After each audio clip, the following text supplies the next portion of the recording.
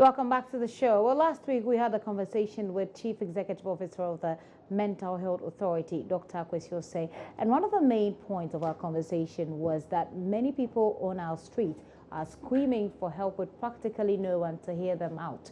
In the absence of the necessary support systems, some turn to suicide as a last result. Well, more than 30 people have so far called the Mental Health Authority's suicide hotline asking for help less than 24 hours after the numbers were made public. This is a clear indication that there are many people out there who do need emotional support to deal with each and every phase of life that they are confronted with. I will be engaging someone who has attempted suicide not once or twice, but about 3 times. So what exactly goes on in the mind of a suicide contemplator? Here is a repeat of a letter that I got from one of such people.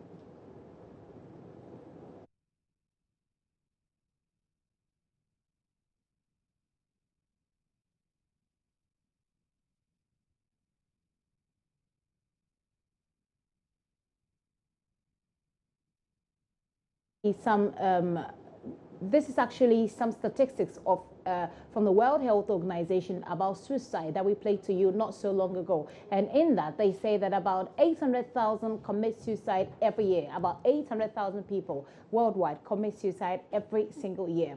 And now suicide is the second leading cause of death among 19 to 29-year-olds. For every suicide committed, there has been many more attempts, and 75% of global suicides occur in low and middle-income countries, of which Ghana is one.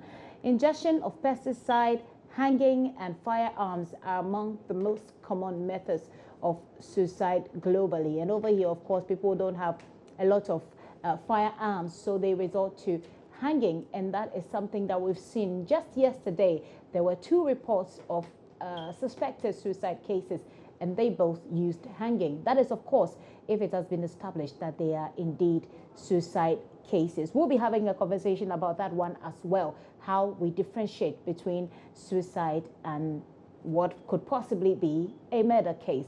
Here is the letter from that viewer. I'm always on the edge of committing suicide because I'm always cheated at my workplace and feel rejected. I'm a diploma teacher with my colleagues on the same rank. Each of them earn 1,258 Ghana cedis as their basic salary and 15% retention premium. In all, the gross of 1,448.70 pesos. After every deduction without loan, each of them take home 1,158.29 Ghana cedis. That's because the government pays them. Because I've not been recruited and I'm paid by the institution, my take-home pay is just 426.19 Ghana cedis. I have a wife and 3 children. I've complained about this several times to the management of my institution, but no response. I'm a physically challenged person with both legs cut off, but I'm using prosthesis and I can move about. My wife is also physically challenged. With this, do you expect me to be on the road to beg for money? No, I can't do that. Most beggars on the road are placed in such corners. It's a disgrace to be on the roadside for my children to feel good. How about the family, the community, society, and the general public? How will they treat me? So if I end it, they will not be stigmatized.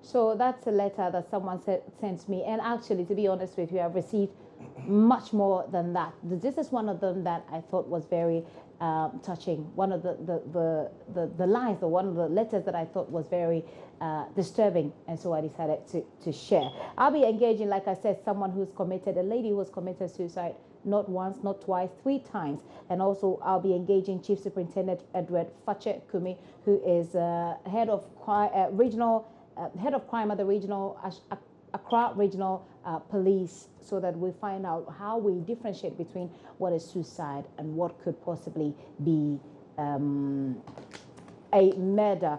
I've got in the studio with me Ennis Beme. Ennis Beme likes to be described as a social cultural revolutionist, and he is waging Dr. Think Twice. He is known as such, but he is also waging a campaign against pressure because he believes that it's got a direct correlation with suicide. Exactly. You're welcome to the show. Fine, thank you, and thank you, Multimedia, for inviting me over. Okay. Now, what's the campaign like? This campaign that you're embarking on, anti-suicide campaign, I understand. Not specifically anti-suicide campaign. Okay. But against societal pressure. Okay. You understand that? That is the battle pressure on my sister. She got married to somebody she never loved. Okay. Got divorced, and depression set in and she died. So the society were also mounting pressure on me. I said, look, why can't society allow the individual to take his own decision? So this went on for a while. Then I decided to do a research on it. So I took questionnaires all over the country and found out that the pressure they mount on individuals to marry and have babies, is it laudable? Has it really helped? The answers I had was completely no. Okay. People were complaining about it. Now who is there to lead? So I wrote letters, as you have copies of letters. I set up an NGO, that is Think Twice Foundation Ghana. Then I wrote letters to Ministry of Gender, Marriage Stop International, UNICEF, information and local government. This is what I've realized, this is what I've seen in my country, Ghana. Now they should help me, assist me in creating awareness. Now I got to realize that it is not only, the pressure is not only, the cause of entry point of children into the system, that is many unplanned babies. But it's a factor to the disturbance of many of our brains, that it doesn't allow the brains of the human beings in Ghana, especially, to work efficiently. Okay. You understand? Just bear with me a second.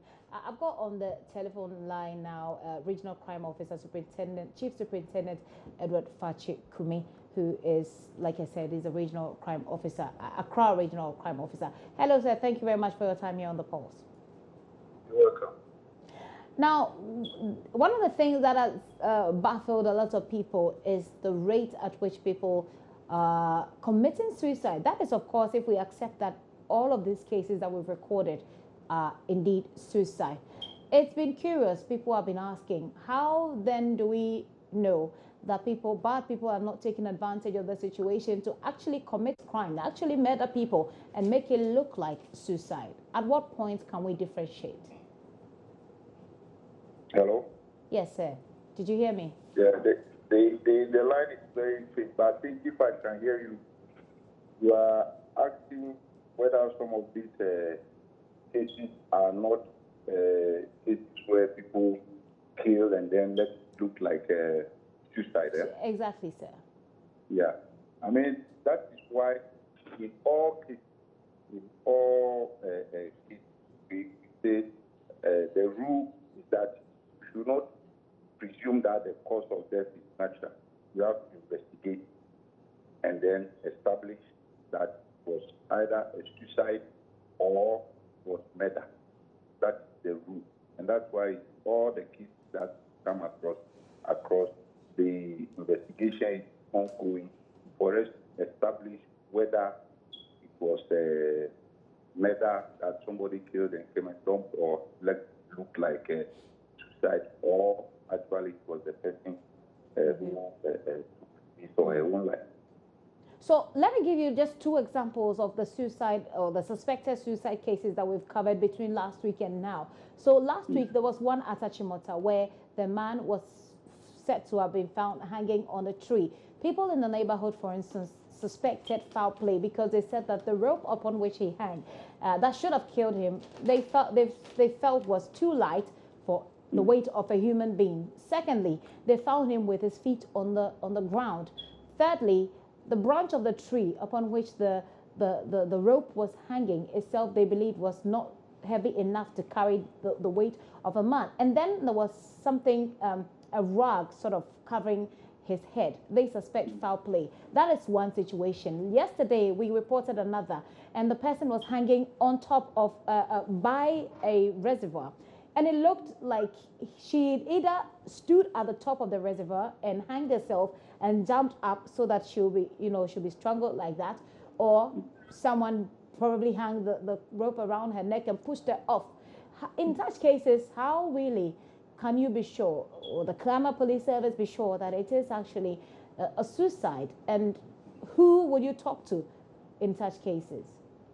You see, just like I said, these questions you are raising are all legitimate questions that, as investigators, we have to find solutions and convince ourselves that under the circumstance we found it is this or it is that. And also, we go ahead and then perform postmortem on the body. And in the course of the performing the postmortem, the doctors or the pathologist who is conducting the pathologist will also give us what he or she is finding in terms of medical issues. So at the end of the day, we come and then we put all these pieces together, and then we can draw the line and say that for this particular case, based on A, B, C, D, coupled with X, Y, Z, this case was a murder case, or this case was a suicide case. And these are all issues of investigations that we have to do all and talk to people, go to the scene, do all these issues that we are raising, and then come out with what actually might have happened. How long does it usually take? So for the case where I point out to the woman who was hanged, assuming she was hanged and pushed over, maybe the person didn't leave any fingerprints. How strong is your forensic base, the Ghana Police Service's forensic base, to be able to determine that somebody actually put her there and pushed her over? Like I said, I've always been telling people, I think investigation is a process. It's not an event. There are some cases when you initiate investigation, you get information, get people to assist you, and you can easily draw a conclusion. There are some things the information will not come. You go even when the body is sent to the mortuary for postmortem and all those things. It is all those factors that we can do before we can conclude.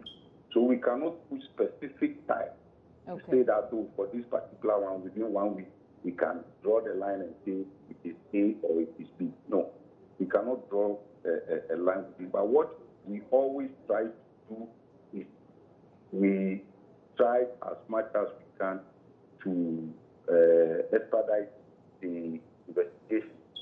That is what we normally do. We have instances of cases where sometimes at the scene they will say, oh, this person is not known in the area. And therefore, he might have been killed and brought from somewhere and come and dump here. I've had the occasion to witness the case when I was in the Eastern region, where somebody moved all the way from Oda area to Nsawam, the school compound in Nsawam area, to come and commit suicide. And when we checked, after the body has been identified, we were able to establish that he has even made attempts from that area before, and he was it was found out he was spoken to, he was placed, and then finally he traveled all the way from Akimodan area to Isawam, and then committed suicide or hanged himself. So all these are processes. There are things that we cannot immediately draw conclusions on when we started the investigation. It's not quite long. So for lay people like us who do not do crime, it will be very difficult for us to differentiate between a crime or a murder and actual suicide. Come again, I couldn't. So for for people like us who do not understand the existence of crime, it will be very difficult for any of us to be able to tell that this is actually suicide or that someone actually murdered the person. Yes. There is no need for anybody to draw that conclusion until investigation is over. And like I said, the rule as investigators is that under no circumstance you just draw conclusion that, oh, this case is a murder case or this case is suicide when you have not finished investigation. Okay. Under no circumstance you have to draw that conclusion. Okay. You can only draw that conclusion when investigation is completed. Over.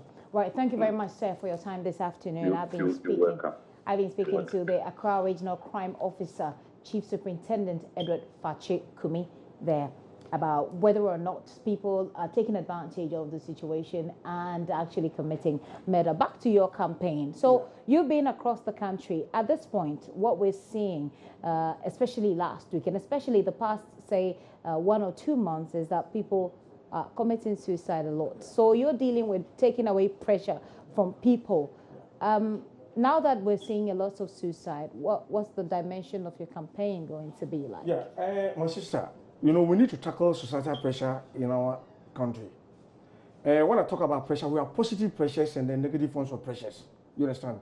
But then, in every society where negative pressure outweighs the positive, the country will suffer, because human beings have a greater stake in almost everything we do in a country. You understand that? That is managing our resources, our efficiencies, and our systems in society. Any country that cannot manage its resources, over dependence, you know, foreign donors, etc., the harm or whatever, the cause of it is nothing but mental enslavement, which is societal pressure. So it is time we deal with it now. I need logistics. Now, as I've been campaigning across the country, now I did it because I never had the funding. I never had funding. So I've been climbing high, sometimes rope around my neck, just to attract the general public and then the media. Then I was able to, you know, to sell my message. Now, currently, as I speak, I've picked voluntary regional reps across the country. Every region I have a rep. Now, we need a greater impact. We need to have a greater impact. We need to educate the masses. Now, and build a self-confidence of the masses. That is where people can resist it when you are under pressure. Because we are too close. The more closer you are to somebody, the more he gives you pressure. Now, they say it's culture. But culture is dynamic. We've realized that, look, it is time we need to rise up as a country. We've been complaining. We have all the natural resources, yet we don't know why we can't manage it. It's all about the human development. How do we therefore develop? The brains of the human beings need to work efficiently. How will it therefore work efficiently? Now, these people who are even committed suicide that we have just seen, what about those who you know, the mental health? The mental health authority has put out some numbers so that if you think that you need help, you should call that number. Exactly. And so that's a good thing. Yeah, that's a very good thing. But then we need to look at, you know, look at it broadly. Okay. We need to look at it broadly. Now, hold on quickly for me, because I've got another person that we need to talk to. Hilda Brown is one of many persons who have actually contemplated and attempted suicide. She joins me on the telephone lines now. We should have her on Skype somewhere, somehow. Hilda, can you hear me? Yeah, I can hear you. Hello, Hilda, can you hear me? Yeah, very clear. Okay, I don't hear you as clearly as you do, but let's try it again. Are you home? Yeah, I'm home. I just got home. Okay, that's not a very good sound I'm getting from your end, but let's try again. Now, walk us through what made you want to kill yourself. It was a relationship. Okay, I think we're going to have to. We're going to have to raise you. Hilda, we're going to have to raise you back. The sound is not very good. Okay. So our technicians will be working on that briefly, and then it sounds better now. Let's see if it works. Hilda, can you hear me once again? Yeah, I can hear you. Fantastic. Now you sound better. Take us through what happened. You said a relationship gone bad? Yeah, a relationship of several years, and this was the first man in my life. So I thought that he was going to be someone I would go through life with until death, but it ended up we had to go our separate ways. So for me, it was a very tough situation. I felt I couldn't live again without him. So you were so emotionally attached to him, and then because he was walking away, you wanted to take your life, and you thought that would end the pain you were going through? Yeah. I felt that if the relationship was not working, which was true. Nothing was working for us because we were so different. But I was so young, and that was my first ever relationship. I didn't have any experience, and I didn't understand that sometimes they love people, but it doesn't just work. So I was forcing it to work, and then in the process, I was getting depressed because all the work was done by me. I was the one who was always pushing because I thought it must work, and then this other person was so reluctant. So I got so depressed because the burden was too much On you. and on me. Yeah. But were you not in touch with, I mean, your family? Were you not in touch? Didn't you go to church if you were a Christian? And Yeah, were you that not was- getting all of the messages that should lift you up a bit if you were that down? That was my biggest mistake. I didn't talk to anybody about it. I thought that it was my relationship, and so I should try and solve it as much as possible. I thought that if I told them he did this, he did that, maybe I would be, washing my dirty linen in public. So Right. I tried to keep everything myself, tried to compress things that I should never have accepted, emotional abuse and all sorts of things. And then I was getting stressed gradually till I broke down to the point that I just decided that enough was enough. It was better to die. It's better to die. So that was the first time. The second time you tried again. What happened? Yes, the second time was after I finally decided that, okay, I want to accept the fact that it was not going to work, so I decided that, okay, we have to quit. Then the first time I took the Parazone, then they took me to the hospital. At the hospital, unfortunately, all they did was treat me for the chemical I took. They didn't refer me to any psychiatrist. They didn't counsel me in any way. After they treated me, they discharged me about 2 days later. Then when I got home, about 3 days, I was at the office. Then a policeman came and then told me that I was being summoned at the police station. Because you had tried suicide. Yes. Wow. So that really made me feel that, okay, if it has gotten to this point, because this was something I didn't want anybody to know. So, and for it to get to the point where he went to report that I tried to commit suicide, and suicide is a crime, so they should come and arrest me, I felt that then it's better I just do it. Wow. So this time, I was not trying to use any chemical anymore because I felt that it didn't work. So I was thinking of either jumping from a high place, or while I'm driving, I feel like catching in with another vehicle. Wow. And then the third one? There were several things that came to my mind.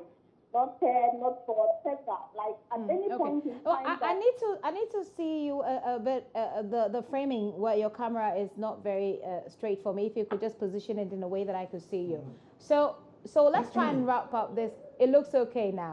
Let's try and wrap up this conversation. But there were several times that you tried to take your life, and I don't know. First you drank Parazone. Yeah. The second time. You tried to, since you tried Parazone and it didn't work, you tried to jump off a high-rise building or crash your vehicle. Did you get close to doing that? Yes, at a point, the high-rise building, I was almost doing it. Then a colleague of mine walked to me, and then he was like, Hilda, today you look so good. So it's like all of a sudden I was like, okay, in the midst of all this, I still look good. So then I wouldn't do it. Wow. So I quickly went back to the office. So that particular word changed my mind at that point in time. Wow. So how did you, now you're married, I mean from a relationship, etc., that wasn't working, now you're married, you've got kids and everything. Yeah. How did it all pan out, and how did you get here to a life where you know that suicide is not the solution to any of the problems that you face in life? Yeah, after all that, I have some friends in the U.S., so they invited me over. So when I got to the U.S., they took me to a psychiatrist who took me to psychotherapy. Oh. So for about 3 months, I got a change of mind. I felt that I had no reason at all to take my life. Wow. I had a lot and so much more in life to accomplish.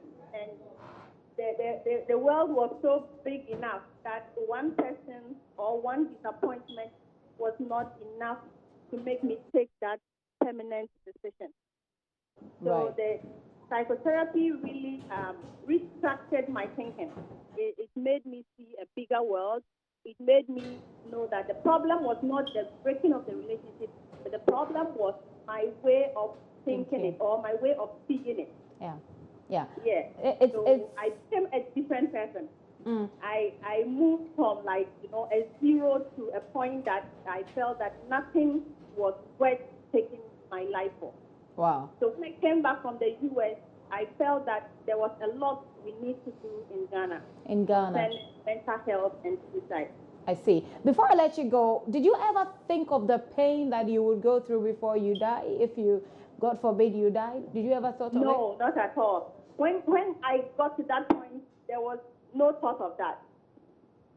All you wanted was to be out of this problem. Yes, I felt that the pain that I was going through was far more than the pain of death. Wow. Yes. Okay. And nothing made sense to me than wanting to end it all. One word, 1, 2, 3 words, if you can. What would you tell someone who is contemplating suicide at this moment?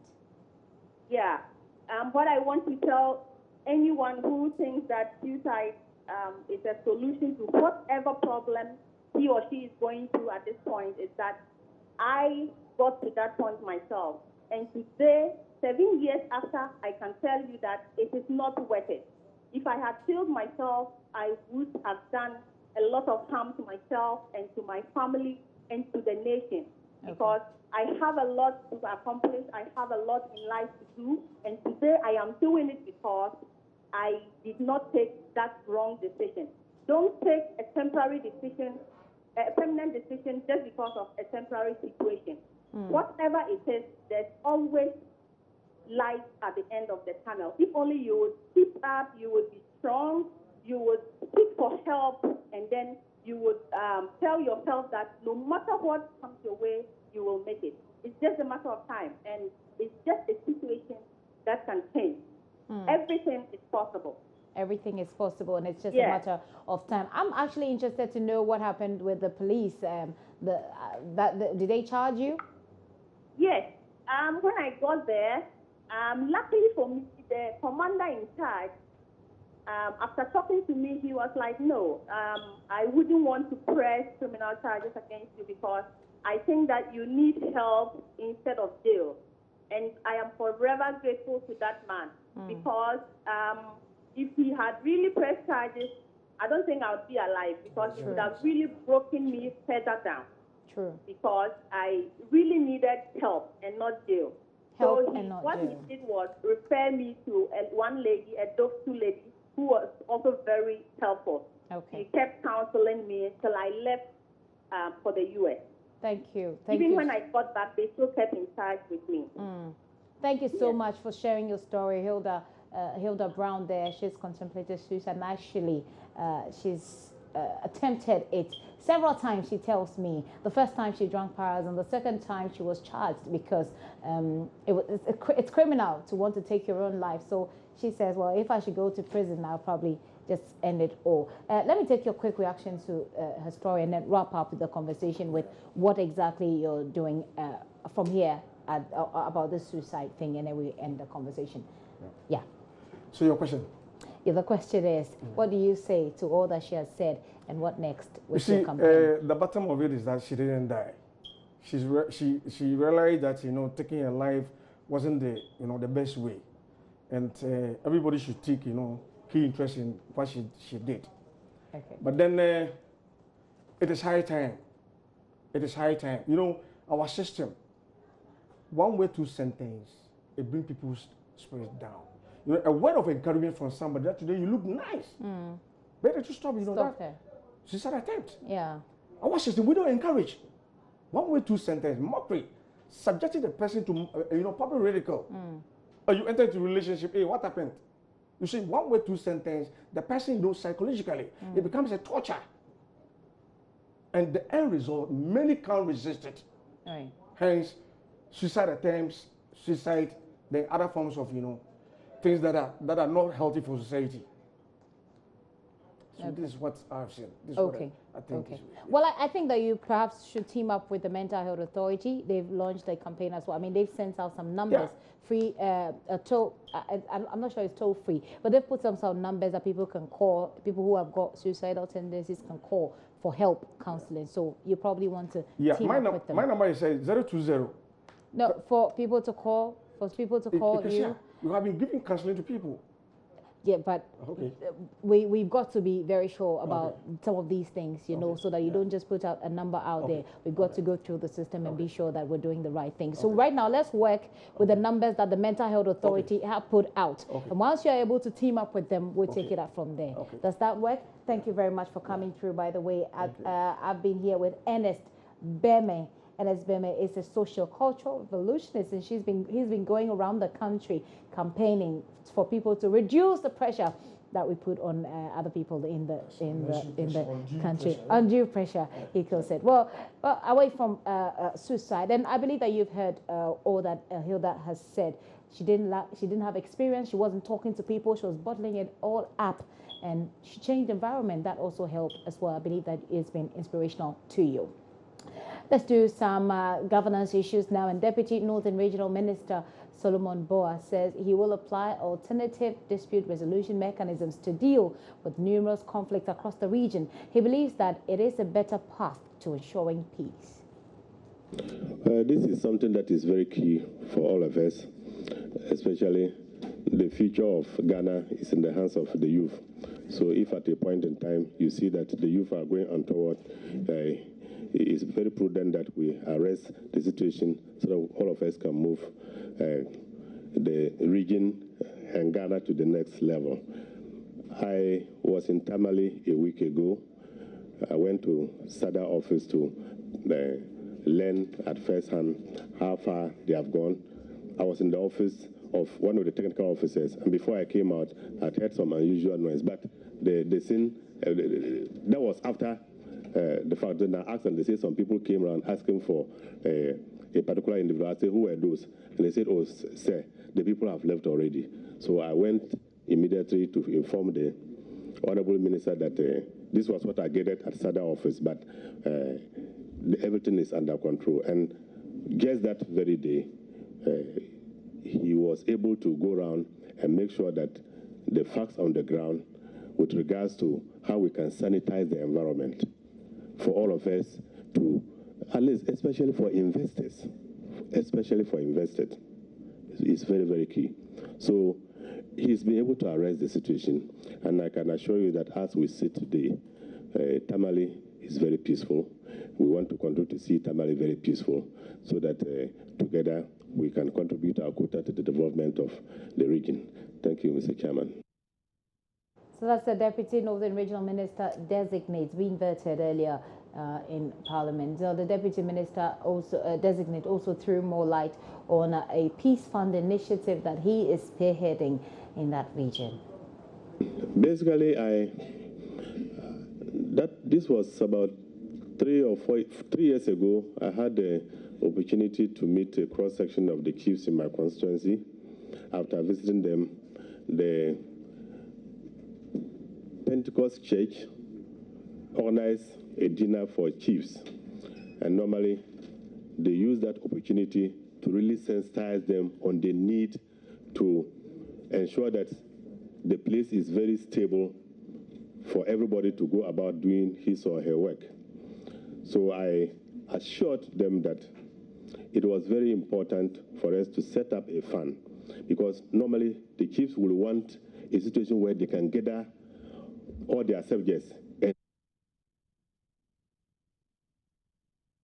More of that will be coming up in our subsequent bulletin. But the Deputy Ashanti Regional Minister designated Elizabeth Ajimai, who was also vetted today, says she will work to ensure that Kumasi regains its name as the Garden City of Ghana. Of course, we'll bring you more on that in a subsequent bulletin. Right now, though, Gary Alsmith is standing by with sports on the pulse.